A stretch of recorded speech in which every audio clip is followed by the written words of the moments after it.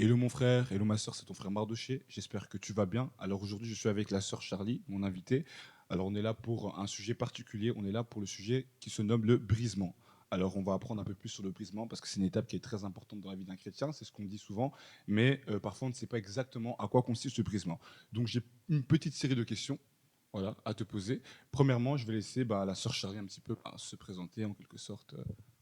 Bonjour tout le monde, j'espère que vous allez bien. Moi, c'est la sœur Charlie Tesca. Si vous ne me connaissez pas, allez me suivre sur ma chaîne YouTube que vous allez voir là. Abonnez-vous abondamment. Moi, c'est la sœur Charlie Tesca. Je suis là. Tout d'abord, je remercie mon frère Mardoché pour l'invitation.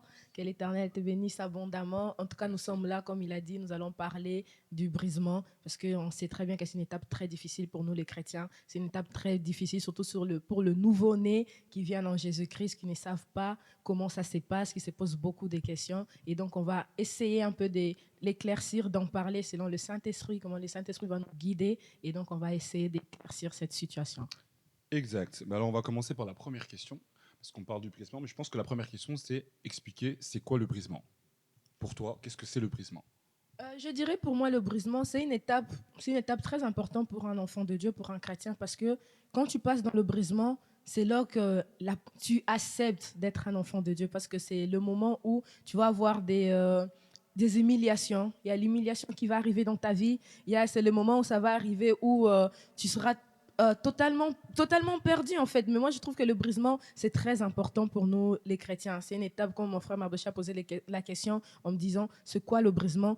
Le brisement, c'est une étape, si je peux le nommer ainsi, une étape comme on l'a bien dit, brisement. Tu te brises, la chair se brise en toi. Donc tu laisses l'Esprit de Dieu se manifester, le Saint-Esprit se manifester en toi et que la chair se brise. En fait, c'est ça le brisement. Ok, ok, on en sait un peu plus. Alors, pour toi, le brisement a quelle importance dans la vie d'un chrétien? Tu as dit que comme c'était important, mais à travers le brisement, qu'est-ce qui en découle? Est-ce que si un chrétien ne passe pas par le brisement, qu'est-ce qui se passe? S'il passe par le brisement, qu'est-ce qui se passe? Voilà, en quoi c'est important en fait? Euh, Comme je l'ai dit tout à l'heure, je vais peut-être me répéter, comme je l'ai dit, le brisement, c'est très important pour nous, un chrétien, parce que si un chrétien ne passe pas dans ce moment de brisement, si un chrétien ne passe pas dans ce moment de brisement, comme je l'ai dit, c'est le moment où la chair se brise et tu laisses la place à l'Esprit Saint. Ok. Tu laisses la place à l'Esprit Saint et donc, il faut que obligatoirement pour moi vraiment, et je pense que les autres seront aussi d'accord avec moi, pour moi, c'est un moment de brisement où la chair se brise et que l'Esprit Saint prend la place dans ta vie, dans tes mauvais comportements, des caractères. Si tu parlais mal aux gens, à un moment donné, ça va arriver dans ta vie où, quand tu vas passer dans ton brisement, ça va arriver que on va te parler mal, mais tu peux pas répondre parce que même si tu veux répondre, mais impossible. Pourquoi? Parce que la chair est en train de se faire briser, est en train de se christifier en fait, Ok. pour laisser la place Ok. Donc ça, à j'ai nous. bien compris un peu. Donc le brisement, c'est un genre, une étape où, où le Saint-Esprit te filtre un petit peu. Exactement, c'est Ok. vraiment le terme. Oui. Nickel, nickel.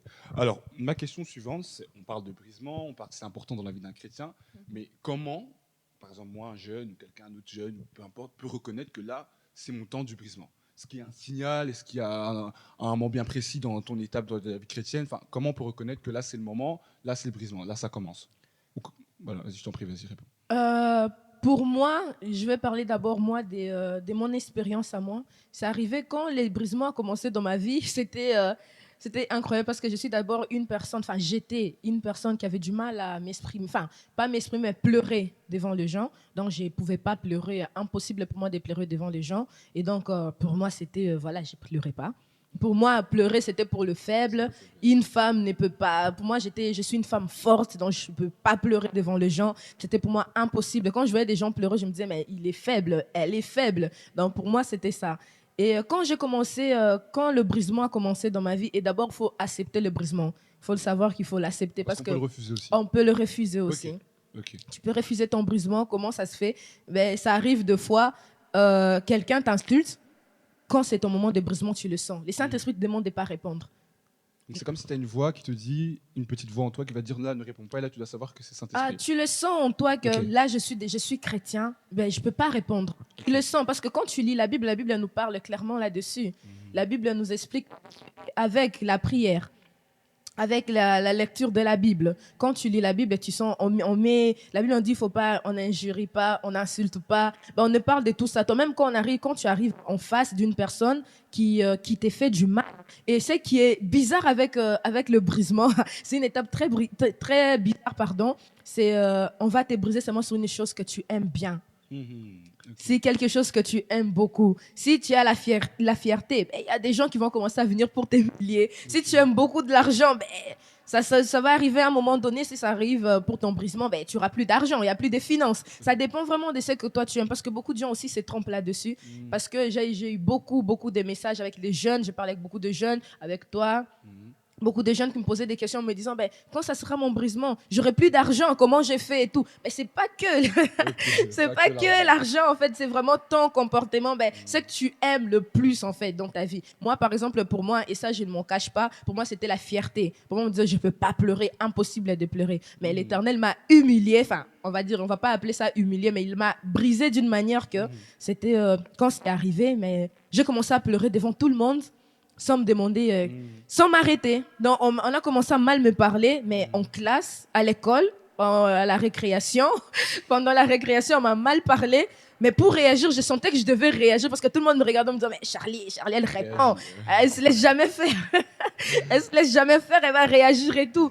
Je voulais ouvrir ma bouche, mais je sais pas, il y avait rien qui sortait. Je commençais à pleurer. Tout le monde qui me regardait genre mais pourquoi elle pleure? Pourquoi elle pleure? Vous voyez un peu. Donc après...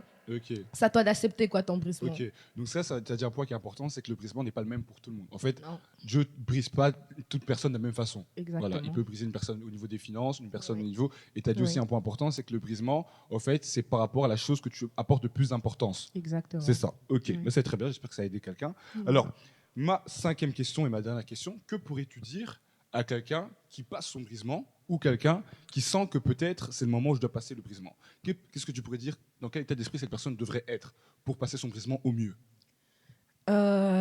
Oui, ça aussi c'est très important parce que aujourd'hui quand nous passons notre brisement, Dieu nous a fait grâce, nous l'avons accepté, nous sommes passés dans notre brisement. C'est une étape vraiment pas facile, vraiment du tout, mais vraiment pas, vraiment pas facile, mais c'est un moment très très parce que je te conseille à toi qui passe maintenant, qui est maintenant dans ton brisement, et toi qui va arriver, sincèrement, reste ferme parce que tu vas jamais, ça te fera du bien, et ça va encore plus t'approcher dans la présence de Dieu. Parce qu'il faut savoir que si tu acceptes ton brisement, toutes les mauvaises choses, en fait, c'est comme si tu disais à Dieu, ok Seigneur, je me confie totalement à toi. Je me laisse guider à toi. Je sais qu'il y a le faux en moi. Je sais qu'il y a des choses qui ne te plaisent pas et que tu veux arranger. Donne-moi la forme qui te plaît, tout simplement. Donne-moi la forme qui te plaît. Et tu vas voir après cela, Dieu va faire de toi ce qu'il veut. Peu importe les critiques que tu vas recevoir, ça ne te fera plus rien. Parce que moi, après mon étape là, j'ai appris à pleurer parce que j'ai pleuré devant tout le monde. Parce que là, après ça, tu ne peux plus avoir quelque chose de plus grave.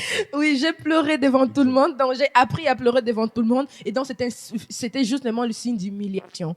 Parce qu'au fond de moi, je me disais, mais Charlie, tu peux répondre. Mais pourquoi cette fille elle parle comme ça, répond? Mais au fond de moi, je me disais, il y avait quelque chose en moi qui me disait, non, tant un enfant de Dieu, laisse l'Éternel faire de ta vie ce qu'il veut. Et ça m'a aidé. Et au jour d'aujourd'hui, ça m'a vraiment beaucoup aidé parce que maintenant, peu importe les critiques, peu importe les insultes, peu importe les humiliations, je suis humaine, hein, ça peut me toucher, mais c'est pas pour autant que je vais insulter cette personne-là. C'est pas pour autant que je vais aller à l'extérieur ou lâcher un peu, comme je vais dire, mon identité des chrétiens, d'un enfant de Dieu. Donc toi qui me suis, si tu es dedans, reste ferme. Et ce qui peut t'aider à rester ferme maintenant dans le brisement, c'est la prière, la lecture de la Bible. Reste ferme là-dessus parce que ça va beaucoup t'aider. Peu importe ce qui va arriver dans ta vie, tu vas voir tout ce que tu vas commencer à lire dans la Bible, ça va commencer à revenir. Ça va revenir dans ta tête. Quand ça va arriver... des finances, j'ai plus de finances, mais quand j'avais pas d'argent, quand j'étais pas en Jésus-Christ, j'avais des finances. Maintenant, j'ai plus de finances. Tu vas entendre, ça va te dire, l'or et l'argent t'appartiennent. Et donc, ça va te fortifier. Donc, reste ferme. Si c'était la fierté, si c'était quoi, peu importe, l'Éternel va dire, il mettra la différence et on verra la différence pour ceux qui me servent et ceux qui ne me servent pas. Donc, reste accroché en lisant la parole de Dieu, en lisant la Bible, en priant, faire des jeûnes et prières parce que ça aussi, c'est très important. C'est pas facile, mais c'est important, c'est vrai. Hein. Exactement. C'est vrai. Alors en tout cas, c'est franchement super. Tu as dit vraiment Merci. énormément de choses. Alors j'espère que tout ce qu'elle a pu dire, ça a pu aider au moins quelqu'un qui se trouve dans la situation un peu compliquée, se dit mais qu'est-ce qui se passe? Voilà, j'ai plusieurs étapes difficiles, mais sache que c'est prévu. Voilà, ça fait partie de la vie chrétienne. Exactement. Voilà, donc c'est une étape où Dieu veut te rendre tout simplement malléable. Alors laisse-toi faire Amen. par Dieu et tu verras la suite, ça peut qu'être glorieux. Je pense que Exactement. voilà. Donc voilà, je te souhaite de passer vraiment une excellente journée, excellente soirée, peu importe l'heure à laquelle tu le regardes. En tout cas, c'est ton frère Mardoché et ma soeur Charlie. En tout cas, on te dit salut de loin, que Dieu te bénisse. Que l'Éternel vous bénisse. Merci beaucoup.